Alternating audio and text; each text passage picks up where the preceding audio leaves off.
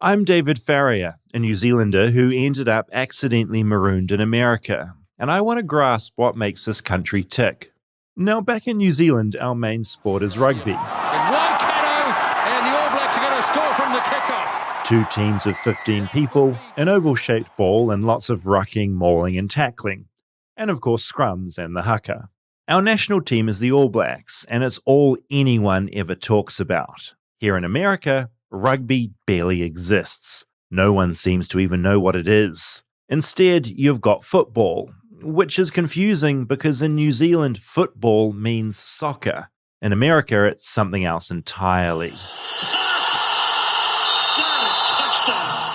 This confusion shouldn't be all that surprising. American football evolved out of soccer and rugby, the first ever football game taking place 153 years ago. Since then, it's become the most watched sport in America. More than 101 million Americans watched the Super Bowl this year. That's more than the entire population of the United Kingdom, Australia, and New Zealand combined. And it helps explain why the NFL made about $12 billion last year. 45 million Americans will bet on games this season to the tune of about $12 billion. But to me, it's still a total mystery. I mean, the ball is the same shape as rugby, but instead of running around in skimpy shorts and t-shirts, everyone is dressed like some kind of gladiator. So grab your helmet, shoulder pads, and a protective cup to place over your genitals. This is the football episode.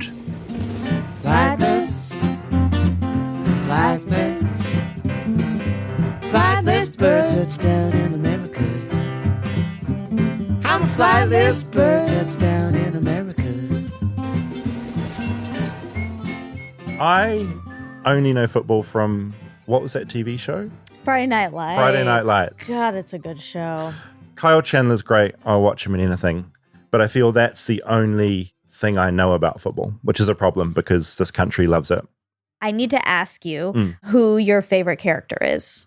Look, this is embarrassing, but I don't really remember much of it except for Kyle Chandler being a cool coach. The rest of it kind of blurs, and I feel that's all sport in my mind. I'll see it, and then anything I learn just sort of instantly disappears from my brain. Okay. So it's just Kyle Chandler, who, as an aside, was in this amazing show called Early Edition. Did you ever watch it? Yeah, about he got the He newspaper got the news early. from a cat. I think that's what drove me into journalism. Oh, They're my rebooting. God. They're rebooting Early Edition. They're bringing it back. Of course you remember the cat portion of that show. Oh, it was so good. He'd be like, "Row," and he'd open the door and there was the next day's news. It was such a good concept. Oh my God. All right. I feel like Friday Night Lights is pretty accurate to a lot of hometowns, a lot of small towns, especially like southern small towns, who feel like their whole everything is based around their high school football team. So I was thinking about this and your love of cheerleading because we don't have cheerleaders. Fans are on the side, but there's no official team cheering them on. When you're an official team, beyond high school, there'd be maybe a cheerleading team, but it's, I think, only for our basketball team. Oh, Oh, sure. no, and maybe... This is embarrassing. I know nothing about even New Zealand sport.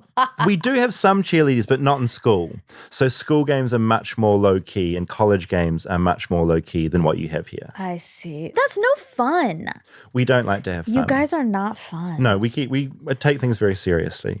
One of my fondest high school memories is we would have to make the banners for the football game. So there was this like huge banner that we would paint like the week before. In school time or like after school? After That school. was an after-school activity that you would all do. The cheerleaders, we had to do it. So you would cheerlead for football games? Exactly. So I was on the competition squad, but we also had to cheer sideline football. So there is this feeling of being behind your school and like, if you cheer hard enough, the team will do better. Yeah, because you want them to feel empowered. Like people are rooting for them and dancing and wearing small skirts for them. Yeah, it's like motivational. Exactly. They look and they see this like amazing thing going on. Okay, but real quick about the banners. So they're huge and you paint them and the cheerleaders, before the games start, someone gets on each side, you hold up the banner, and then the football players run through it. Oh, like crash That's through right. and sort of tear it down. Yes. Oh, that's exciting. Yeah, it is I like exciting. that. It's always a little scary for the people holding. Absolutely. you get jostled. It's like, and suddenly everyone's falling out. This is That's chaotic. right. And this is all across America, people are doing this? Yes. Or just at your school? No. If you have a good football program, you have banners. So Dax says that there is a football team. Legally, he can't say anything, but he is in the room. And there is a college football team that releases a wild animal onto the field, and then they have to wrangle it, a buffalo. This is wild. That seems crazy because a buffalo would definitely rip up the field. It would. I feel like the whole thing is the grass has to be smooth so players don't trip over. Suddenly you've got a wild animal tearing up the grass. The Super Bowl was not that long ago. I was near downtown, so I went to the Staples Center. It's not called the Staples Center. It's like the Crypto Arena or some ridiculous name because they had big screens up. And I thought maybe I could sort of learn a little bit about football via that. Oh. But I spoke to a bunch of people down there just to kind of get their take because I figured the Super Bowl was like a good in for me to learn about the culture a little bit. Definitely. I go to all the Super Bowl by the grace of God. I go to all the Super Bowl, me and my family. What makes football such a good game to watch? I think it's the energy, it's the camaraderie that you experience, it's the rivalries from state to state, from division to division, from coast to coast. It's like a collaboration of all of those things. Hey, what's up, New Zealand? It's lovely to meet you. I'm trying to understand this game because we don't have this game in New Zealand at all. I was wondering if you could explain to me the significance of what is going on right now. Man, it's the greatest game in the United States, all over the world. Super Bowl is the biggest event ever. What are the main rules I need to know to understand the game? The main rules is to get down there and score a touchdown. When they score a touchdown, the one that scores the most touchdown will be the winner, of course. Everyone here, are strangers, but then we become one. We become family just watching the game, regardless of who we're voting for or who we're rooting for. It just becomes a good time. Do you guys know much about football? So, I dated a football player. That was kind of disgusting, but anyway. What's your favorite snack to eat while you're watching the Super Bowl? Anything edible. The biggest things in America would be like nachos, wings, fries. Like those are the staple foods for any type of game. If I was back home, I'd do little slider burgers, hamburgers. There's a lot of finger foods. Energy down here is pretty amazing. Wow. In LA, no, it's live and die in LA. It's the place to be.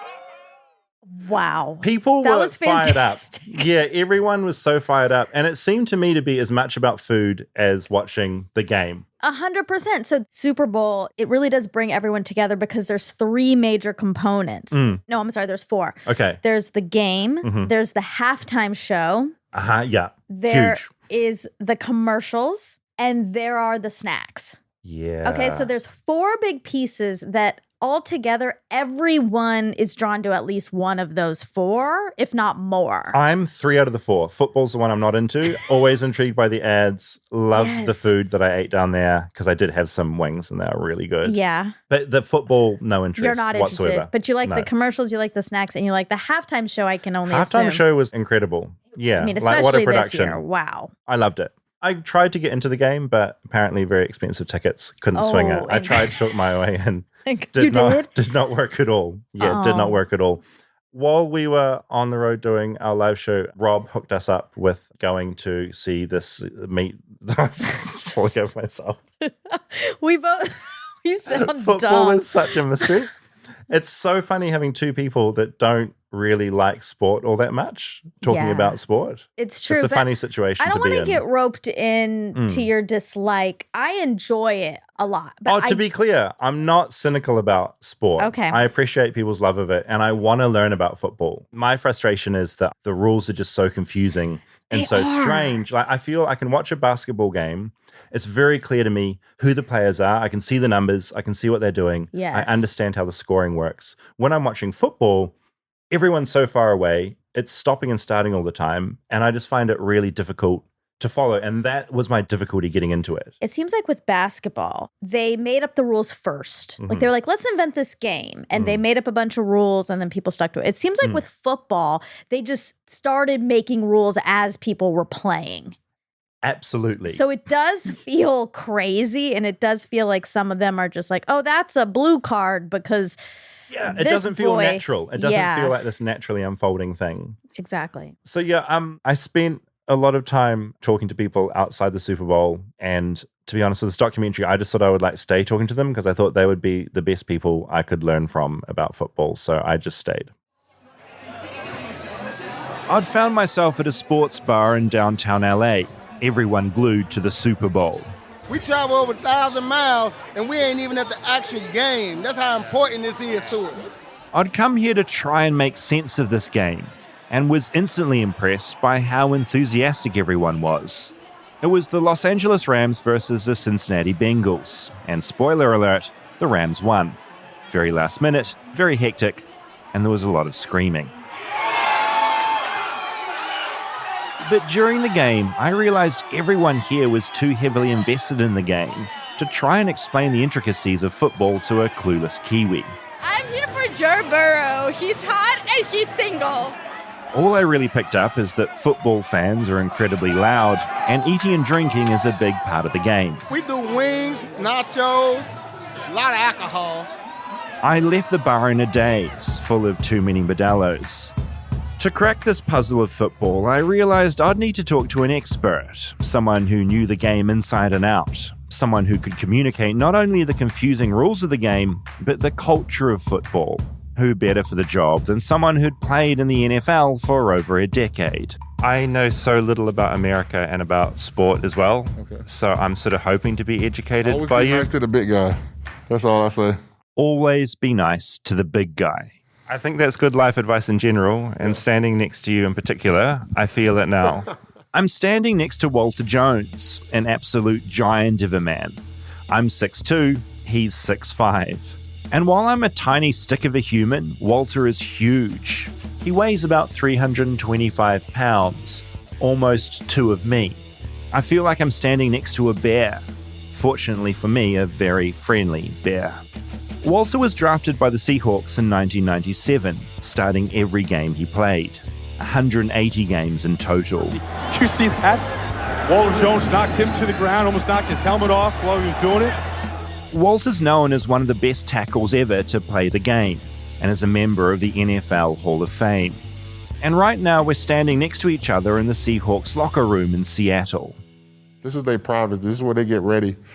You know, they don't want a lot of cameras in here, so anytime you get a chance to see this, it's pretty amazing. I was super surprised at how big this locker room is. I was expecting it to be really hemmed in and small. This is huge. Well, you got to realize that, there's like 15 of my sizes in here, so got to be a bigger locker room.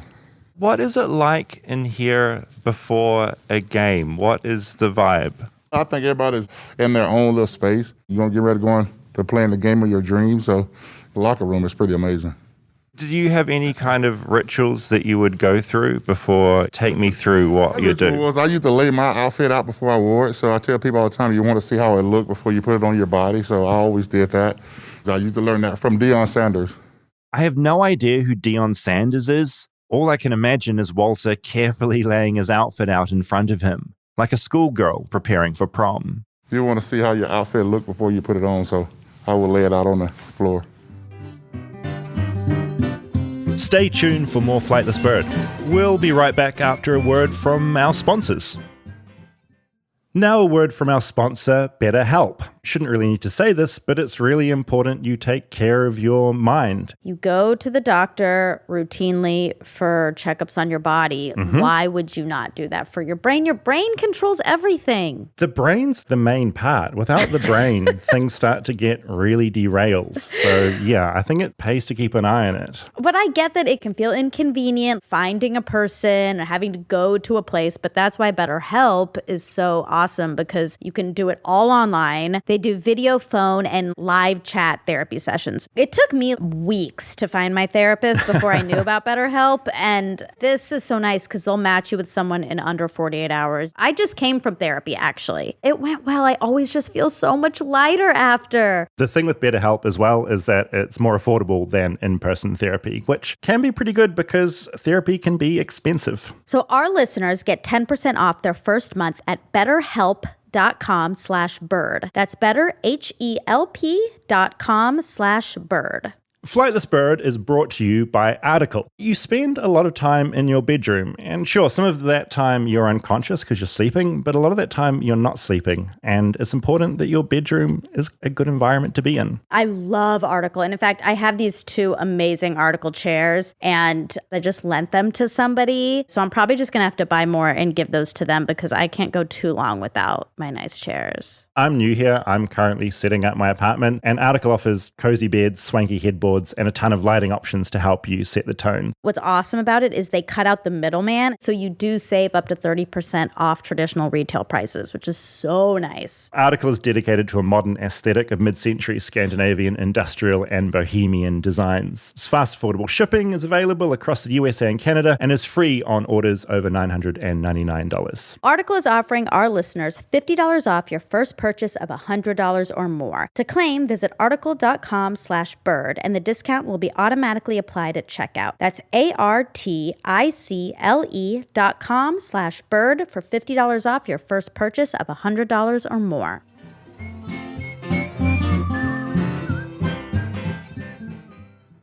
Each player gets their own locker, and I'm struck by how tidy they all are. Their uniforms hung up perfectly, everything immaculate. Walter walks me past his old locker, and on the wall is a great big photo of him beaming down at us. He retired in 2009. Does it get smelly in the locker room, like when there's at different times? I think the worst it gets is probably during training camp because you're practicing more. You're getting like 2 or 3 practices in a day. And I know a lot of guys was like, don't want to change. They want to stay in the same clothes throughout the whole day. Just outside the locker room is a hallway where we're confronted with a wall of snacks. I feel like I'm at the grocery store checkout, and it's just heaps of different candy and chewing gum. Except the gum collection in front of us is way bigger than any grocery store. I had no idea football players love chewing gum this much. Apparently, it increases blood flow and boosts your brain activity. But honestly, I think it's probably just good at calming pre-game nerves. What we're walking past now, I was particularly impressed with. This is like some sort of gum heaven. I know guys have their own flavors, what they like, so I guess they got to make sure they got everybody flavors in here, so it's pretty cool, though. Guys like to snack before the game. Some guys like to chew gum throughout the game, so you got to have a lot of candy for everybody, what they like and what they want to eat on. Were you a gum chewer when you played? I wasn't doing the game time, but I totally get why, guys. I'm more of a, some Gatorade and stuff. This is my favorite right here. They just got these here, though, so I chew. Oh, high chews are great. That's a great candy. Yes, these are so good. These are very addictive, though, so I love those. So. As an aside, high chew is this amazing Japanese candy that's now apparently made its way to America. And Walter Jones loves this stuff. Do you have like a ritual of what you're eating before a game? Because surely that's pretty important, what you're fueling. You're just back here like throwing back high chew candy. Like on a Sunday, they do breakfast. They do like a brunch. So you have a choice between breakfast and brunch. So me personally, I would try to get everything in. I get my protein in, eggs, hash brown, steak, potatoes. I do spaghetti all in one place. So you get it all in one sitting, then you get ready for the game. I'm fairly certain if I ate that on the day of a game, I'd throw it all up on the fields.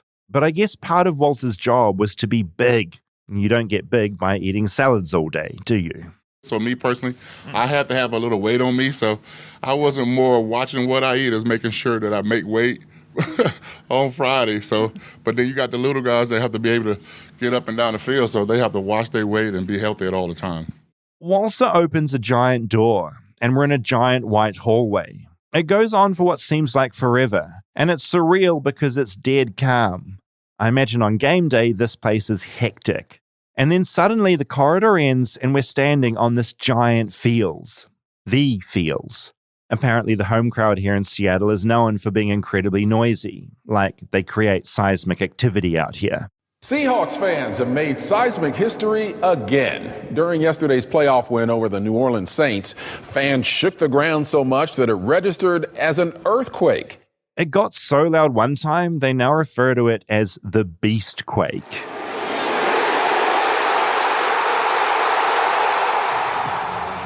Does the noise get you? Like, it's so loud out here. Do you sometimes just sort of want everyone to shut up so you can concentrate on what's going on? For me personally, it's fun for me because it's a good feeling to have. To be able to, when you leave, your head is ringing from the noise. I think after a good game or a big game, when you wake up, your ears are still ringing. So that's a good thing. That's telling you that the Seahawks are playing good. People just get so hyped for football. And I think part of it has to do with the fact that football games are special. Like with baseball, each team generally plays 162 games a season. That's so many games. With football, a regular season is just 17 games. That means each of those games really matter. And heading towards the Super Bowl, as teams get eliminated, tribes of fans have to unite together, eventually backing just one of two remaining teams. With all that in mind, it's surreal being in the stadium today because apart from some people cleaning, it's dead quiet.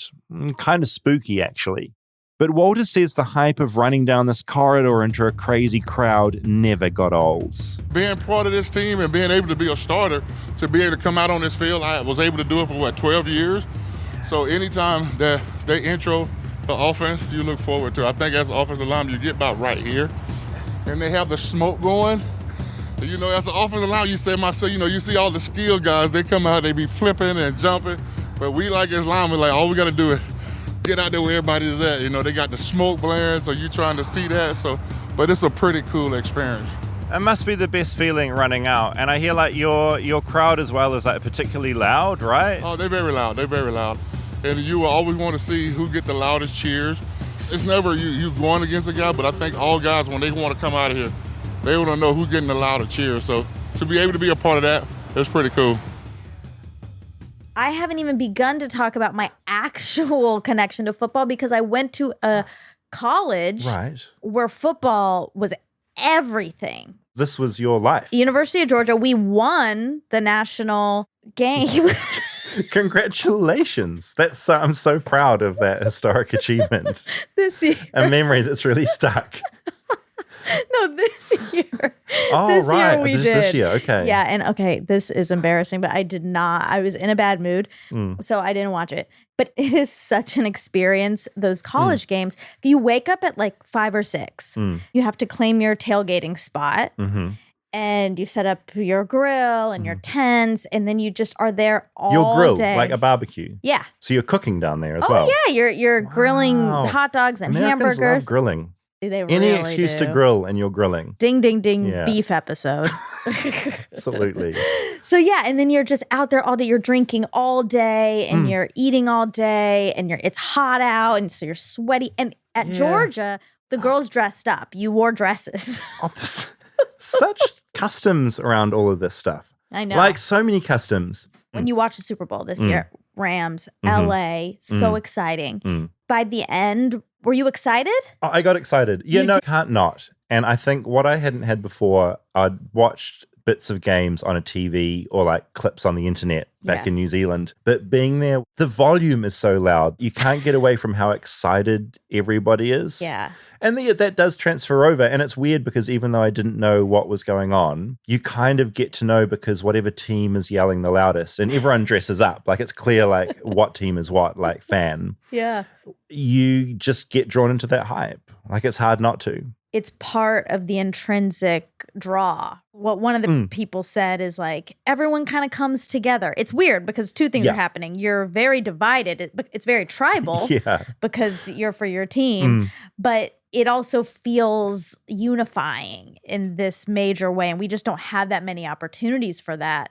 And also, it's what someone said, this isn't a political thing. And it does feel like one of the few rival things where it's not political, it's just pure. It's just a very basic rivalry. It is. Basic, but huge because it's the most massive sporting event ever. I'm sure there's some interesting psychology about the contagion of fervor and crowds. Yes. Yeah, totally. I mean, it's catchy, that stuff. And also, you just feel like a real dork if you're there just sort of moping around. It's impossible to do that. Anyway, back to me and my oversized buddy, Walter.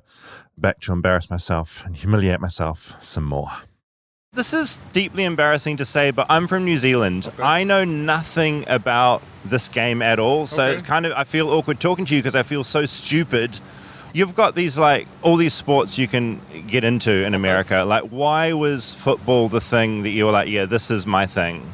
You look at Can you look at me? No. He's gesturing at himself, at his giant body, as if to say, what the hell else would I choose to do for a living, you friggin' idiot? I got introduced as a freshman in high school, and I fit the building, you know what I'm saying? I had the size. I could do it at a very high level. So for me personally, that's the reason why I got it. And then there was an opportunity for me. You know, I come from a family of 8 with a single mom. So I looked at it as an opportunity to change my life and change my family life. So that's the reason why I got into it, and it was offered to me. But still, again, you know, it takes a lot of hard work, a lot of determination to get to this level. It's a full-time job year-round to be able to be prepared and be ready every season. And how long did you play for? I played for 12 years, all with the same team, so it's pretty cool. Unlike my lazy body, which sits in front of a computer all day typing with my soft, pathetic hands, Walter's body has been through some shit. How important is the padding? Because like in New Zealand, right, we've got rugby. Yeah. We don't wear anything. Yeah. You know, we've got no padding. What's the deal with all the padding? I think when you first start playing, it's all about the padding. But I think as you learn the game, you start taking stuff off. It's kind of like, I look at it as like aerodynamics, where the less you have on, the better you move. So I think as you get good in this game, you learn, okay, I don't need that because I don't need that for what I play for. But you still have to wear some protection stuff to protect your knees and your thighs and your shoulders. Those are the most important parts that you need for playing football. So, but I think as you play this game, you know, you see some guys out there with their knees showing. So I think it's all about your position and what you have to do to protect yourself in the game. Yeah. What's the biggest injury you sustained in your time playing? I had 3 shoulder surgeries. I had 2 knee surgeries, and I think my knee surgery is what called it quits for me when I was like, I'm done with this game. So it was pretty cool. I'm not entirely convinced it's pretty cool, but I'm glad Walter had such a good time playing this game. And it's about at this moment I'm struck by the realization I don't even know what position he played, and I don't even know what the positions are.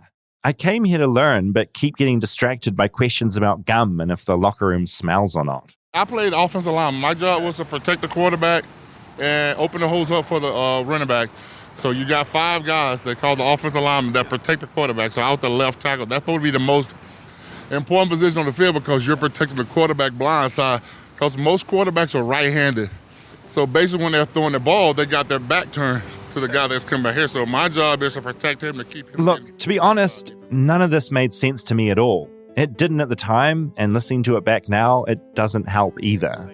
This game, I don't even know how long the games are. Like, the games are 60 minutes long, 4 quarters at 15 minutes a quarter. So usually a good game is probably 55 to 60 snaps in a game. That's a good game. To score, you're either getting like touchdowns or you're kicking it through the post. To get across the goal line, you get 6 points. Then you kick it through there. That's a PAT. That's called point after a touchdown. So you get 6 points, and then you can kick it through the field goal. That's another 1 point. But then you have field goal. That's when you don't get in the end zone, but you get 4 downs to get in there. If you don't get in there, you kick a field goal, you get 3 points. So that's how it works. So 1 point sometimes, 3 points other times, but mostly just 6 points. I think that's how it goes. You know, once you figure it out, it's pretty easy. How much of the game is like planning out a scheme before each game and like just reacting in the moment to what's going on? I think a lot of it is planning, but you know, you have to be able to multitask. You got 35 seconds to figure out if the quarterback changed the play, and then be able to get the job done. Stay tuned for more Flightless Bird. We'll be right back after a word from our sponsors. Flightless Bird is brought to you by Indeed. No one has a business like yours with all its strengths and challenges. To succeed, you need a hiring partner that adapts to your needs. You need Indeed. Indeed is the hiring platform where you can attract, interview, and hire all in one place. Find great talent faster through time-saving tools like Indeed Instant Match, assessments, and virtual interviews. With Instant Match, over 80% of employers get quality candidates whose resume on Indeed matches their job description the moment they sponsor a job. I just like it because it's easy. Stuff with work should be as easy as humanly possible, and that's what Indeed is out to do. It's got such great talent. 3 out of 4 of US online job seekers search for jobs on Indeed each month, according to ComScore. Start hiring now with a $75 sponsored job credit to upgrade your job post at Indeed.com/bird. Offer good for a limited time. Claim your $75 credit now at Indeed.com/bird. Indeed.com/bird. Terms and conditions apply. Need to hire? You need Indeed.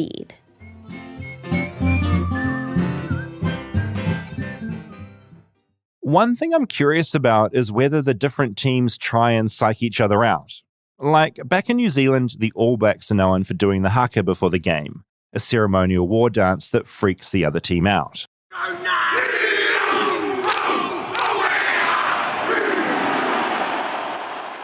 Also in rugby, no one wears helmets, and so you can read everyone's expressions and emotions. In football, it's all helmets, faces covered up. Some people out there will be trying to get to you. They'll be like shit talking. Oh, totally. Yeah, there were some guys out there. I remember playing against a guy, and his whole highlights was all about him talking noise, and I was like, oh my God, I got to hear this guy all day. But, I got in the game, and, once you hit him in the mouth, you keep him quiet. So once you figure that out, you go out there and you have fun. Fun.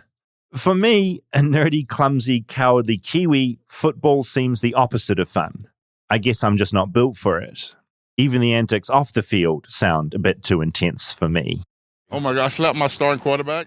Yeah, like the time Walter slapped the starting quarterback to wake him up. A story Walter recites like a cheeky, naughty child. I smacked him pretty good, but the next morning, he had my whole handprint on his face, and they were talking about he might have had a little slight concussion. Because I came down pretty hard, but I thought it was... As Walter's been telling me the story, his eyes have shifted down to his giant hands. They're like big meat gloves. He clocks this and jumps at the opportunity. And then, if you ever want to slap, you just want to feel what he felt, we can always put that on camera, right? No, I feel okay. I feel okay not knowing those are big hands. Cold too? Why is football the best sport? Because it's so American to me. You know what I told a long time ago? People say you can hit somebody and get away with it. You know what I'm saying? As a kid, they tell you can't hit nobody. So this is where you can come out here and hit somebody and get away with it. And it's fun. I think maybe I'm finally beginning to understand this mysterious sport. I thank Walter for his time, and I think our time together is over. But he gestures that he has more to say. I keep recording, wondering if maybe I'm about to get some kind of football scoop. So you believe in UFOs? I totally believe in UFOs. You believe in UFOs? I think there's something out there going on, but I don't quite know what. I know, right? Something going on. Something going to happen. Where do you get this belief from? What's your... I don't know. I think it's just like the universe is too big for us to only be the only... I would really like to know that. Because I'm always asking high security people about UFOs all the time. I got a brother in the military. I always ask every FBI if I get, the UFOs? I always say it all the time because hopefully one day they might see me talking about it. I'm talking about the UFOs. I'm not talking about the FBI. I'm talking about the UFO might come and visit me and say, hey, you want to believe this? They won't nobody believe me though, so. To be honest, I felt I followed this conversation about alien life more than I followed the conversation about football, which probably doesn't bode well for me fitting into American culture. But I'm going to keep trying. It's the New Zealand way. I really liked Walter a lot. He was kind of great. The thing that you can't get across, obviously, talking about is how big he was. Yeah. He was so big. So when he was talking about smacking another player in the face while he was sleeping, so intense. I could hear the fear in your voice when he was getting excited about maybe slapping you. He got really for excited. Some fame. Rob was there taking some photos, and so I think he got very excited. He was like, oh, that guy must be filming. So I want to hit this guy. I'm surprised Rob didn't push it. He's such a rascal. Oh, he was encouraging things. Yeah, of course. I felt I got some good insight because with Friday Night Lights, I feel like I got a bit of the behind the scenes, but actually being in that locker room as well and feeling that energy and getting to hang out with him, it did feel kind of special. At the Super Bowl party I was at, there was a lot of us there, 25 or something, let's say. And all of us were rooting for the Rams, obviously. And one person was rooting for Cincinnati. And it almost felt unethical. The amount of volume and hype and rowdiness in his face. It just felt mean. Yeah, down at where I was watching, I feel like Cincinnati had the best outfits. It's the orange really cut through. Oh. And so I kind of ended up, despite watching it in Los Angeles, kind of siding with them. I really liked those fans. I thought they were really neat fans. I liked all of them. Okay, they didn't pick the color. No, it's true. I like the color. It's all about what color's the best. I really love that. Okay, also while we were listening, Deion Sanders. Oh yeah, who is that mystery man? Deion Sanders, I'm going to read his Wikipedia, okay? Nicknamed Prime Time and Neon Deion, is a former football and baseball player. Oh. And currently the head football coach at Jackson State. He played in the NFL for 14 seasons as a member of the Falcons. Oh, yeah, that's my team. Woo! See, I just got excited. Yeah. San Francisco 49ers, Dallas Cowboys, Washington Redskins. Oh, my God. Problematic name. They're going to change it to something eventually. At some point. But for the last like It's a 2-3 placeholder? seasons, they call them the football team. It's like Bodie McBoatface. What's that? Is that a New Zealand character? In the UK opened up naming a ship to the public. You should never open anything up to the public. So they ended up calling this boat Bodie McBoatface. Oh, wow. Oh, my God. Which is so good. That's great. This guy is very famous, clearly. He is very famous. When he was brought up, I laughed because I was like, oh my God, David doesn't know. And then I was like, oh, wait, I don't know because I thought it was Dionne Warwick. Oh, right. Okay. I thought you were It's a whole, talking about it's a whole Dionne different Warwick. person. Yeah, it's Whitney Houston's aunt and Oh. also was a singer. And so this is not Deion Sanders. What I loved about Walter the most is that he was a really terrifying size, but he also did seem like the most gentle person ever. It was a weird dichotomy because his physicality was terrifying because he's just huge and powerful. Yeah. Mixed messages. Mixed messages. He'd giggle a lot. Oh. And everything was cool.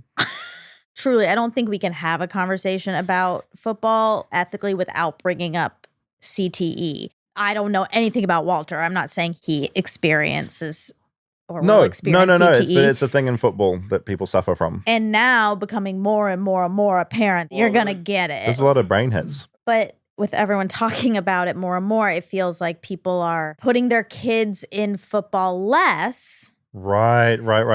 But then it is, as Walter was saying, like many sports are, an opportunity for success that they might not have otherwise. In New Zealand with rugby, I feel like it's a sport that it doesn't really matter what your background is. Socioeconomically, you have a chance if you're physically great in that space to do incredibly well. So it's like kind of a level playing field. Yeah. In like rec league football, a lot of white kids are less likely to go into it now. Oh, now they know the potential for brain injury. Yeah, but if you're in a marginalized group and you're disenfranchised, you're weighing that. Right, to succeed in this crazy way. Yeah, versus my brain might get injured and I'm going to be suffering like 30 years down the track. Exactly. Yeah, right. And white kids are like, I'm just not going to go down that path at all because I'm going to take this other pathway. They don't have the luxury of deciding to, I'll just go, I guess, get a law degree instead. Then that's guaranteed to me. Like that. Yeah, totally. He had like a lot of siblings, single mum, and that was his pathway out of that. And not even out to help.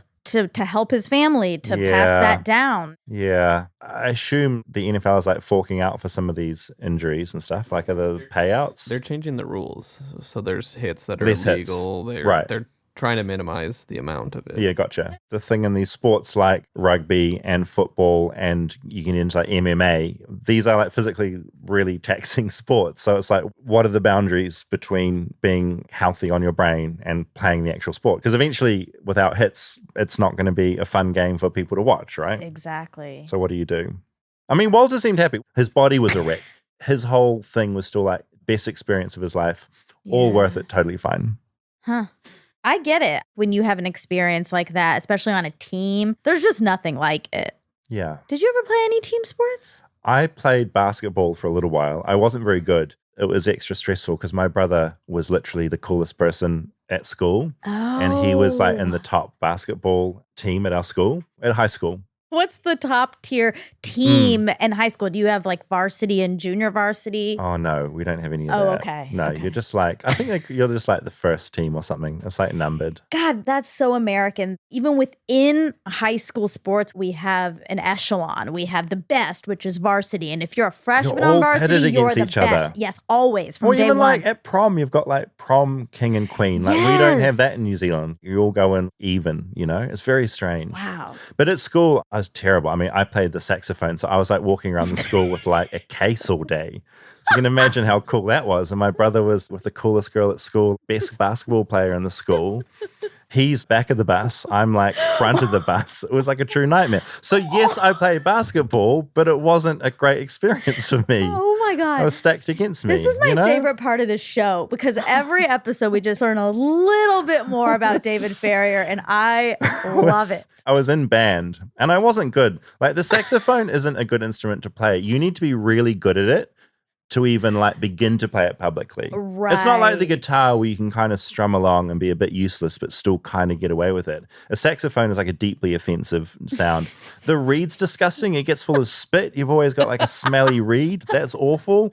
And this big case that kids will steal and like run away with. So I got glasses. I had braces. It was awful. Yeah. But I mean, that's why maybe sport, initially I have a reaction to it that is negative because I associate it with that experience. Yeah, But I as think an a lot of adult, people do. As a fan, I think maybe there's a potential for me to get back into it. Okay, I mean, I like that. But I do think football players, people feel very insecure around them because they're so masculine by the most stereotypical standard. I think what made it okay with me and Walter was I was intimidated until that moment. He was like, "Hi, choose my favorite candy." Yeah, and he you got guys so really excited connected about on it. that. It's such a delicious candy, but him, it's like this little pink candy. And there's the idea of him like throwing those back before a game. It just made him completely innocent and unscary to me. Is it like a taffy? Yeah, it's like a little chewy taffy. Yeah. When he's explaining the rules, you called it a scheme. A scheme. And Is that not what you refer to it as? I think you mean like the plays. The plays. Yeah. You scheme before a game. You get the big whiteboard and the pen and you draw out the scheme for the game. It's true. Yeah. It just sounds. The plot. It sounds like a Sounds mischievous. nefarious. Yeah, Sounds exactly. nefarious. So I feel like I learned that. What did I learn?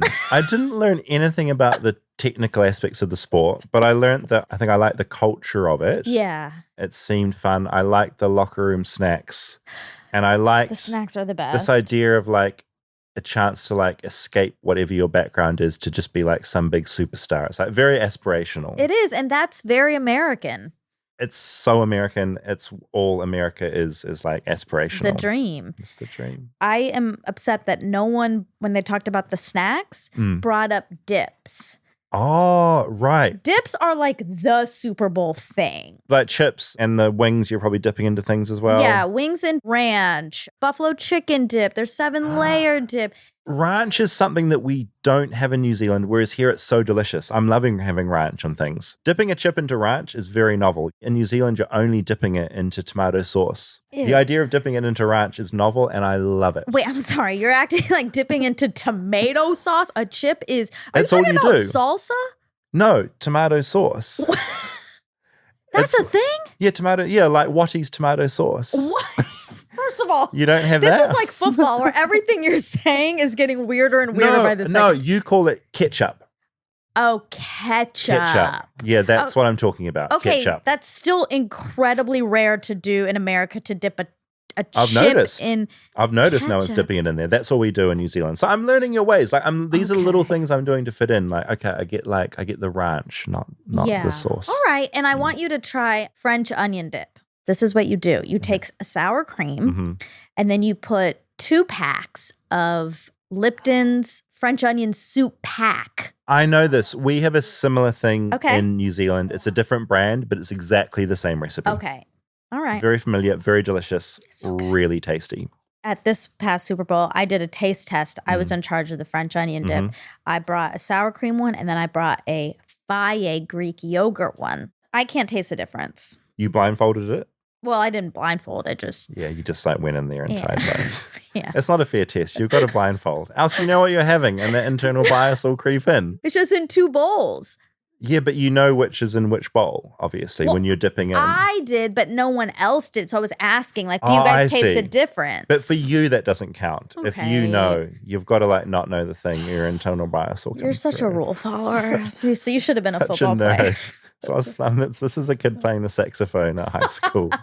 Well, his cool brother played basketball and got all the girls and stuff. I think you earned yourself 3 or 4 American points. Oh, thank you. I'm getting And- closer to that magic score of 100%. Yeah, you're getting there. I'm sitting at about 5. Actually, you know what? If I just have to be really honest, I think this was -4. Backwards. I want to be positive here, but when I'm really looking back at our notes, I put Dionne Warwick. This has been a mess. I feel like I've taken you backwards in being an American. so. I feel like I'm extracting you from your deserved reward of being an American. All right. I'm sorry, Monica. It's okay. We'll try again next time.